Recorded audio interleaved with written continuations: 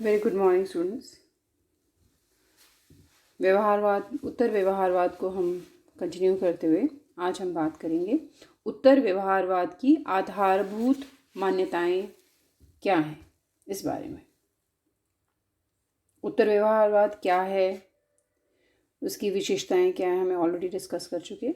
अब ये जो आधारभूत मान्यताएं हैं, जिसको हम कह रहे हैं बेसिक टेनेट्स, ये डेविड ईस्टन की ही दी हुई हैं। डेविड ईस्टन जिन्होंने बिहेवियरलिज्म के बारे में भी हमें जो मेन पॉइंट्स दिए थे, 8 मेन कैरेक्टरिस्टिक्स दिए थे, उसी तरह से उन्होंने 7 बेसिक कैरेक्टरिस्टिक्स दिए हैं उत्तर व्यवहारवाद के। पहला, तकनीक से पहले सार। व्यवहारवादियों ने राजनीति विज्ञान के अध्ययन में वैज्ञानिक तकनीकों के प्रयोग पर बहुत अधिक बल दिया, किंतु इस कोशिश में उन्होंने शोध के उद्देश्य की उपेक्षा की। पूरी तरह से उनका जो ध्यान है वो केवल वैज्ञानिक तकनीक और तथ्यों के अध्ययन पर चला गया।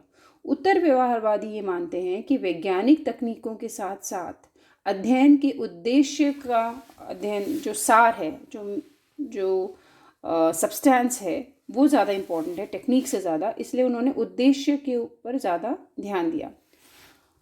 और वैसे देखा भी जाए तो तकनीक से पहले सार का स्थान आता है, क्योंकि आप जब तकनीक प्रयोग करने का सोचते हैं किसी, तो आप उद्देश्य निश्चित करते हैं कि कोई स्टडी या कोई अध्ययन, कोई शोध क्यों किया जा रहा है, उसका समाज के लिए क्या अर्थ रहेगा। इस तरह से डेविड ईस्टन ने कहा कि जो अध्ययन होंगे, जो शोध होंगे, केवल ऐसे तथ्यों का नहीं होगा, केवल वैज्ञानिक पद्धतियों के प्रयोग मात्र के लिए नहीं होगा, बल्कि उद्देश्य होगा कि वो अध्ययन, वो शोध किस लिए हो रहा है, उसका समाज के लिए, किसी एक व्यवस्था के लिए क्या उपयोग होगा। हमारे जो समय की समस्याएं हैं उनका हल ढूंढना, और इस उद्देश्य, इस सार की पूर्ति के लिए ही तकनीक का प्रयोग होना चाहिए, ऐसा डेविड ईस्टन ने कहा। जो सेकंड है वो है उत्तर व्यवहारवाद सामाजिक परिवर्तन पर बल देता है। अब ये याद रखिए कि हम जिस उत्तर व्यवहारवाद की बात कर रहे हैं वो, जैसे जब मैंने आपको एक्सप्लेन किया था उत्तर व्यवहारवाद क्या है, तो मैंने आपको कहा था ये समय की मांग है, उस समय की, उस परिस्थितियों की मांग है। और मांग इसलिए उत्पन्न हुई कि जब परंपरावादी फेल हुए समाज, राजनीतिक व्यवस्थाओं को एक्सप्लेन करने में, जो उस वक्त का जो सामाजिक परिप्रेक्ष्य था, उसमें जो उभरती जितने भी सिस्टम्स थे, प्रॉब्लम्स थे, उनको एक्सप्लेन करने में असमर्थ रहा, तो व्यवहारवाद आरंभ हुआ। और व्यवहारवाद की त्रुटियों को, व्यवहारवाद की कमियों को दूर करने के लिए उत्तर व्यवहारवाद शुरू होता है कि, लेकिन उत्तर व्यवहारवाद केवल उसका विरोध आंदोलन ना होकर एक समन्वयवादी क्रांति है, जिसमें उन सब चीज़ों को समावेशित किया गया जो व्यवहारवाद का भी है और का हिस्सा भी है, और परंपरावाद का भी। तो ये जो उत्तर व्यवहारवाद है, इस सामाजिक परिवर्तन पर बल देता है। जैसे जब व्यवहारवादियों ने मूल्य निरपेक्ष बनाने की, पूरी तरह से मूल्य निरपेक्ष बनाने की चेष्टा की और उन्होंने मूल्यों को बिल्कुल नकार दिया, तो वो इसलिए वो जो समाज के विकास के लिए, परिवर्तन के लिए जिन मूल्यों की आवश्यकता है, उसको भी उन्होंने नकार दिया। उत्तर व्यवहारवादी ये मानते हैं कि राजनीति विज्ञान के अध्ययन का उद्देश्य उन मूल्यों का समर्थन होना चाहिए जो उचित दिशा में सामाजिक परिवर्तन के पक्षधर है। किस ओर समाज जाएगा उसको स्वीकारना है। मूल्य निरपेक्षता की वजह से व्यवहारवाद समाज से, समाज की ज़रूरतों से विच्छिन्न हुआ, अलग हुआ। लेकिन उत्तर व्यवहारवादी क्योंकि तथ्य और मूल्य दोनों को एक समन्वय बनाने की चेष्टा कर रहे हैं, तो उसमें उन्होंने कहा कि ये माना कि जो मूल्य समाज को उचित दिशा देते हों, जिस तरह की प्रोग्रेस, जिस तरह का विकास समाज का होना चाहिए, उसके लिए मूल्यों को स्वीकारते हुए सामाजिक परिवर्तन होना आवश्यक है। तो इसलिए उत्तर व्यवहारवाद सामाजिक परिवर्तन पर बल देता है। जो नेक्स्ट है विशेषता, वो है समकालीन समस्याओं के विश्वसनीय समाधान की आवश्यकता। अब ये फर्स्ट, इससे पहले वाले पॉइंट से जुड़ा कि जब हम मूल्यों को स्वीकारते हैं, जब हम सामाजिक परिवर्तन की बात करते हैं, जब हम उद्देश्य की समाज के अध्ययन के लिए, समाज में जो हो रहे हैं अध्ययन है उसमें इतना खर्चा लगता है, समय लगता है, तो ये उद्देश्य, वो अध्ययन क्यों किए जाए, जब वो ये उद्देश्य निश्चित हो जाता है, उसकी प्रासंगिकता निश्चित हो जाती है, तो इसी से हम आगे बढ़ते हैं कि ये क्यों हो रहे हैं अध्ययन, कि समकालीन समस्याओं के विश्वसनीय समाधान की आवश्यकता है। इस बात को स्वीकारता है उत्तर व्यवहारवाद कि जो अध्ययन हो रहे हैं उनका उद्देश्य समस्याओं का निराकरण होना है। उत्तर व्यवहारवादी के अनुसार राजनीति विज्ञान की पूर्णता इस बात में नहीं है कि मात्र वैज्ञानिकीकरण कर दिया जाए, बल्कि एक पूर्ण विकास और सार्थकता में निहित है किसी भी विषय का जो उद्देश्य। जितने भी जो असंतोष है, तनाव है, संघर्ष है समाज में, उनके प्रति जो भी रिएक्शंस हो रहे हैं, जो भावनाएं हैं, उन सबको समझते हुए, उन ज़रूरतों को मानते हुए उत्तर व्यवहारवादी ये चेष्टा करते हैं कि उनका अध्ययन केवल तथ्यों से सीमित ना होकर उद्देश्य और मूल्यों के अनुसार समाज को एक दिशा दे सके। उनके अध्ययन इस प्रकार के हों कि उनकी समाज की समस्याओं का हल ढूंढा जा सके। नेक्स्ट है, मूल्य राजनीतिक अध्ययन का अभिन्न अंग है। अब जो नेक्स्ट पॉइंट है वो अगर एक बार हमने ये समझ लिया कि उत्तर व्यवहारवाद में मूल्यों का उतना ही स्थान है जितना कि वैज्ञानिकता या तथ्यों के अध्ययन का, तो ये जो सारे पॉइंट्स जो 7 पॉइंट्स और मान्यताएं दी वो उसी चीज़ से जुड़े हुए हैं। जो हम ये कह रहे हैं कि मूल्य राजनीतिक अध्ययन का अभिन्न अंग है, यानी जो वैल्यूज़, जो मूल्य, जो अच्छाई बुराई, किन चीज़ों को हम स्वीकारते हैं, कौन सी चीज़ें हम पूरे मानव समाज के लिए ज़रूरी समझते हैं, उन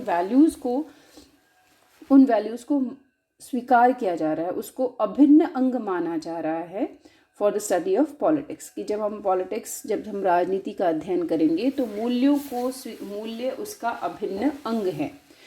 व्यवहारवादियों ने मूल्यों को पूरी तरह से नकारा था। जो परंपरावादी थे उन्होंने अपने अध्ययन को ही इस तरह से बनाया कि उनके लिए मूल्य, उनके अपने जो मूल्य थे, उनके जो पर्सनल व्यूज़ थे वो ज़्यादा इम्पोर्टेंट हो गए और तथ्यों को उन्होंने दरकिनार कर दिया। अब जो उत्तर व्यवहारवादी हैं वो ये कहते हैं कि मूल्य राजनीतिक अध्ययन का अभिन्न अंग है, किंतु ये जो मूल्य हैं, ये मूल्य आप इस दृष्टि से आपको इस तरह से देखने हैं, जो मूल्य पूरे मानव समाज के लिए कल्याणकारी हों, और मूल्यों का अध्ययन की उपेक्षा नहीं करना है, पर इस तरह से करना है कि वो आपकी वैज्ञानिकता पर भी असर नहीं डाले। यानी आप जब अध्ययन करेंगे, आप जब शोध करेंगे तो आप तकनीकों का प्रयोग भी करेंगे, और जो पर्सनल आपके विचार हैं, जिस तरह से आपकी जो प्रेजुडिसेस है, आपकी अगर किसी के खिलाफ जो आप नकारात्मक सोच है, उसको अलग करते हुए कल्याणकारी मूल्यों को अपनाते हुए आपको अध्ययन करना है। तो ऐसे जो मूल्य हैं, चाहे वो डेमोक्रेसी हो, चाहे वो ह्यूमन राइट्स की बात हो, ऐसे मूल्यों को स्वीकार करते हुए आपको अध्ययन करने हैं। नेक्स्ट है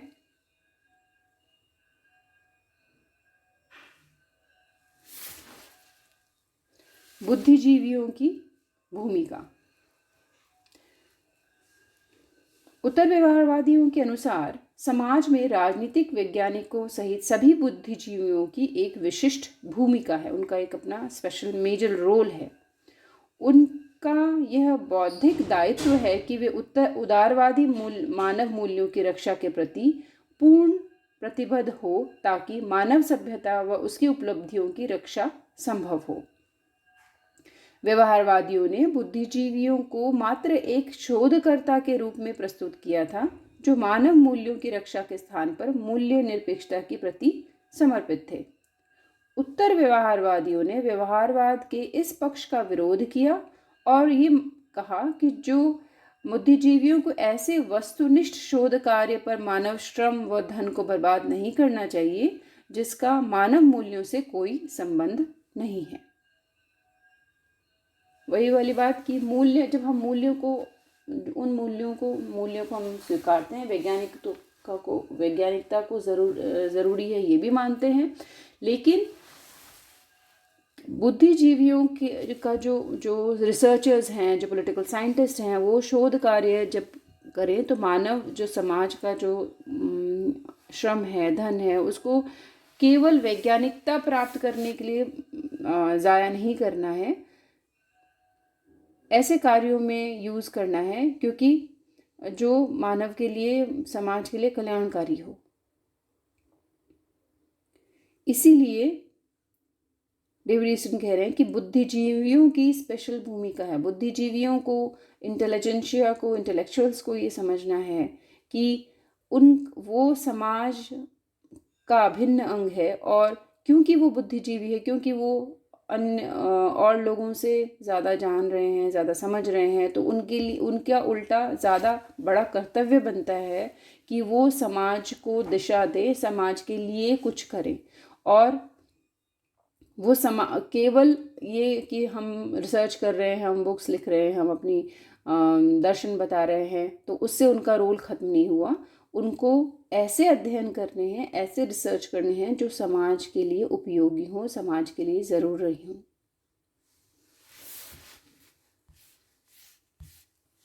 जो नेक्स्ट फीचर है वो है राजनीति विज्ञान, कार्य विज्ञान व मनन विज्ञान दोनों हैं। पुराने पॉइंट्स, पहले वाले जो हमने विशेषताएं डिस्कस की उसी से जुड़ा हुआ है ये भी।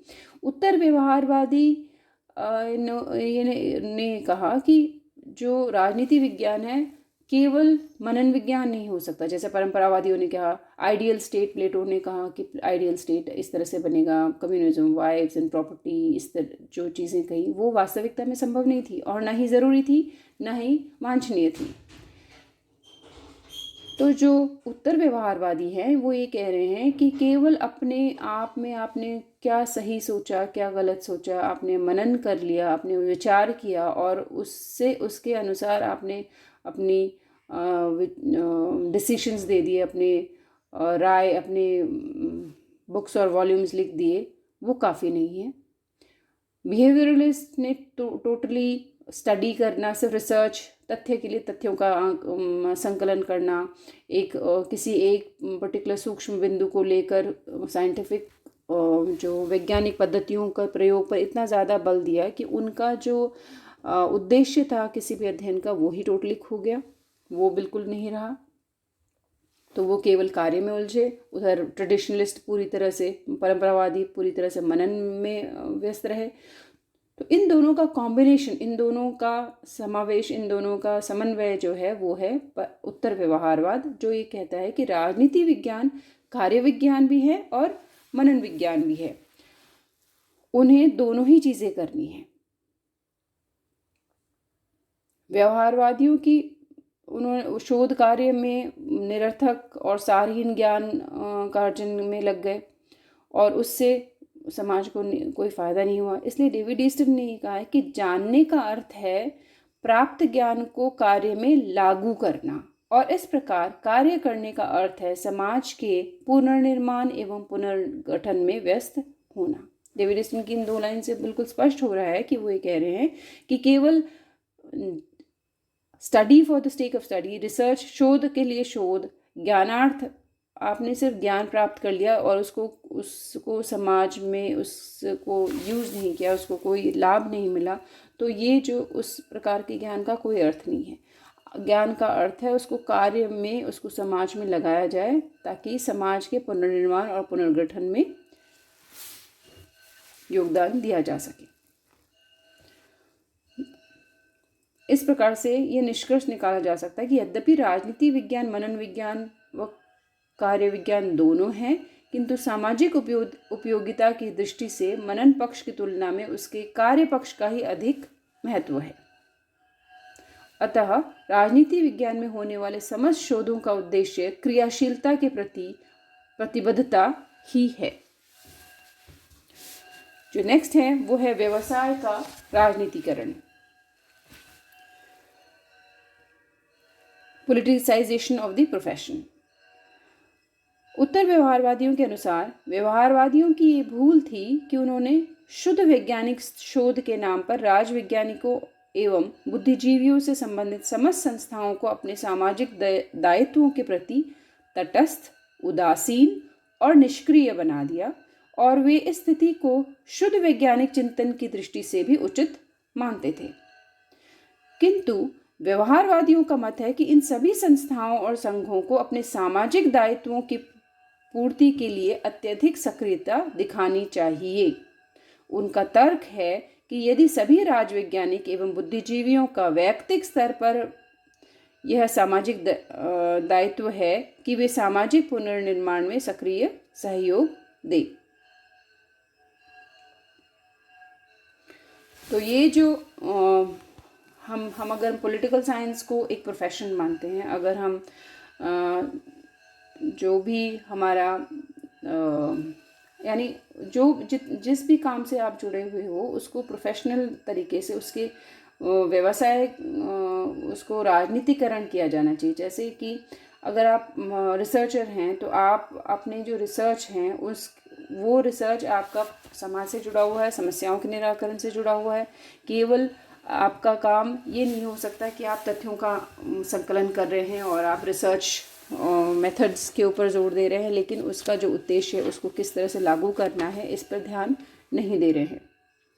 इसलिए जो भी शिक्षाविद हैं, जो भी रिसर्चर्स हैं, शोधकर्ता हैं, उनके लिए ज़रूरी है कि वो ये समझें कि उनका जो समर्पण है, उनका जो दायित्व है वो समाज के प्रति है।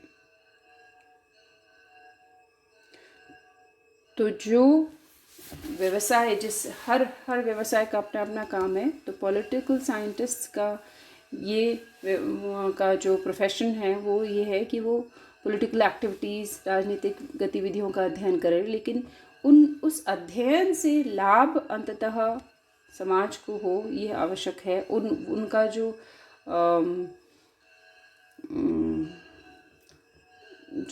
गोल है वो समाज के लिए उपयोगी होना अत्यंत आवश्यक है।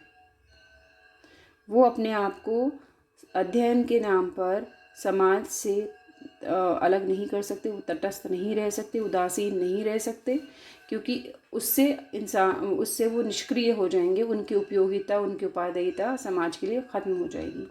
इसलिए ज़रूरी है कि उनके व्यवसाय का राजनीतिकरण किया जाए, यानी they feel responsible towards the society, जितना कि और व्यक्ति फील करते हैं। उन बुद्धिजीवी होने के नाम पर और अध्ययन करने के नाम पर वो समाज से अलग या समाज से उदासीन नहीं रह सकते हैं। तो ये सारे पॉइंट्स हमने डिस्कस की कि उत्तर व्यवहारवाद की मान्यताएं क्या हैं। तो